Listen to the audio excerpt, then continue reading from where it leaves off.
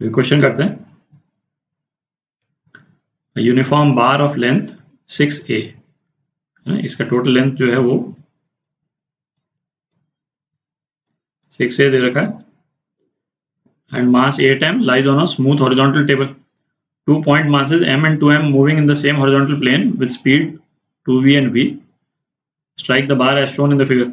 ठीक है, ये यहाँ स्ट्राइक कर रहा है और ये यहाँ स्ट्राइक कर रहा है. अच्छा, उसके बाद में they stick to the bar after collision, है ना, चिपक गए उसके बाद में, है ना, स्टिक कर गए. Denoting angular velocity about the centre of mass, total energy and centre of mass velocity by omega E और वीसी रेस्पेक्टिवली. कोलिजन के बाद में ओमेगा ई और वीसी की वैल्यू पूछिए. ठीक है, तो वीसी क्या है? वेलोसिटी ऑफ सेंटर ऑफ मास. तो सबसे पहले वीसी निकालते हैं. अच्छा, ये अपन डिस्कस कर चुके हैं. इस तरह के रॉड्स के साथ में जो कोलिजन होता है उसके केसेस में लीनियर मोमेंटम और एंगुलर मोमेंटम को ना अपन सेपरेटली एनालाइज कर सकते हैं. तो हम पहले लीनियर मोमेंटम को एनालाइज करते हैं. ठीक है,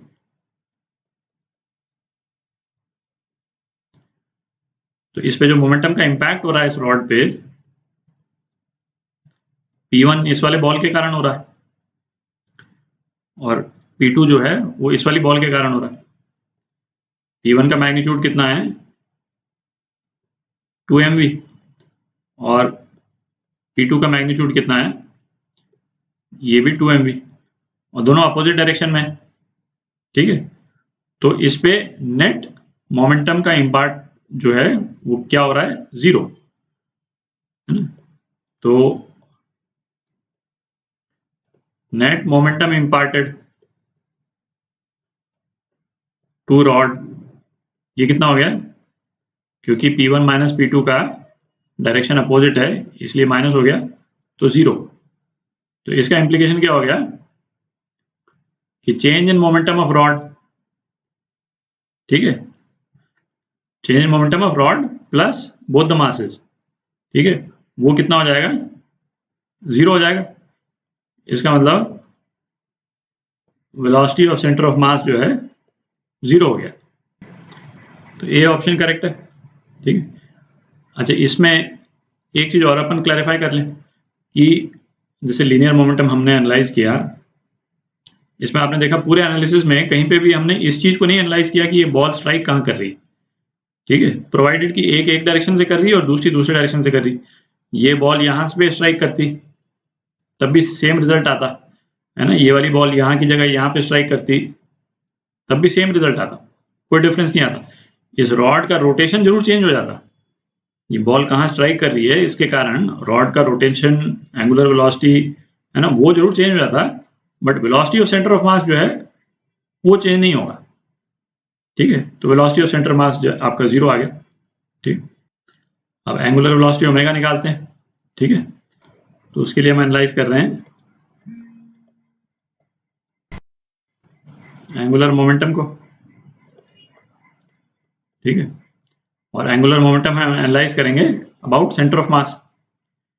तो इसमें ये चीज देखें कि ये दोनों बॉडीज कोलिजन के बाद में स्टिक कर जाती हैं इस रॉड से, उससे रॉड के सेंटर ऑफ मास के लोकेशन पे फर्क नहीं पड़ रहा.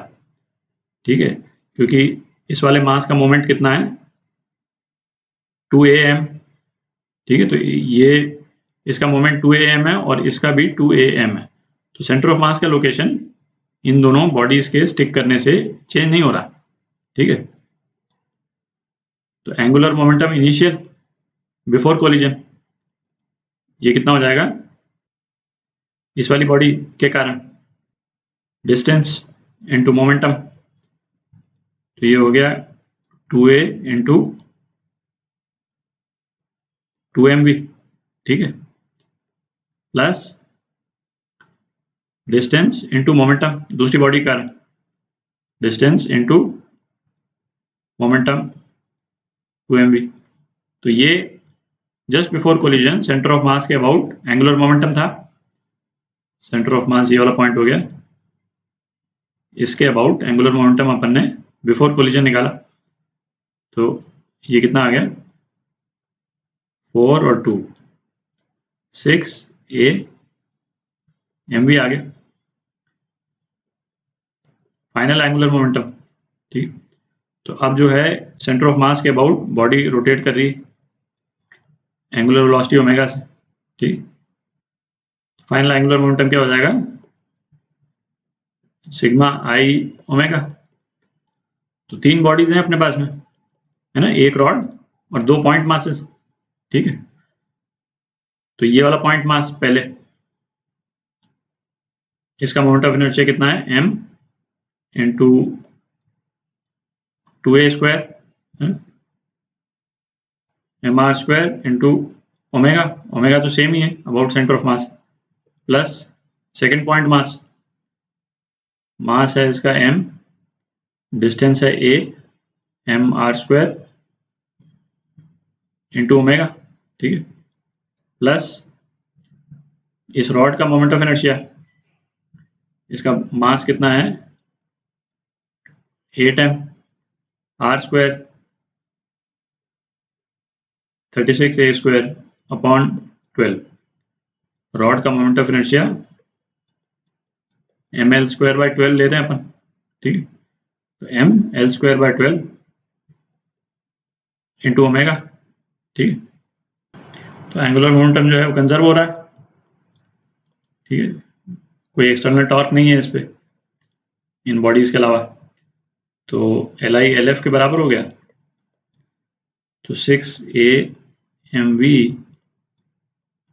इसके बराबर हो गया। तो इसको अपन ऐड कर लें तो क्या आ जाता है अपना 30 m a स्क्वायर ओमेगा।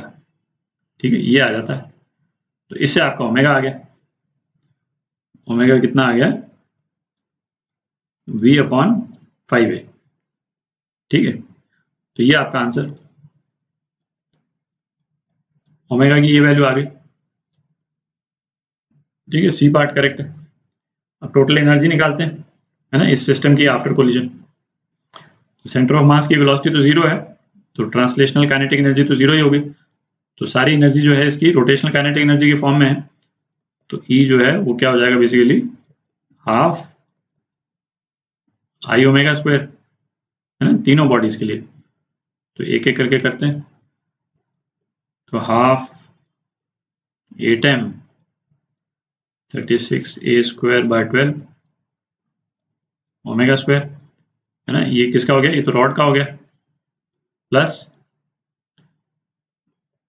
ये वाली बॉडी, है ना, मास 2m, तो ये हो गया half into 2m a square, ये तो आई हो गया इसका, plus omega square and plus half m, है ना, ये वाला point mass 4a square into omega square.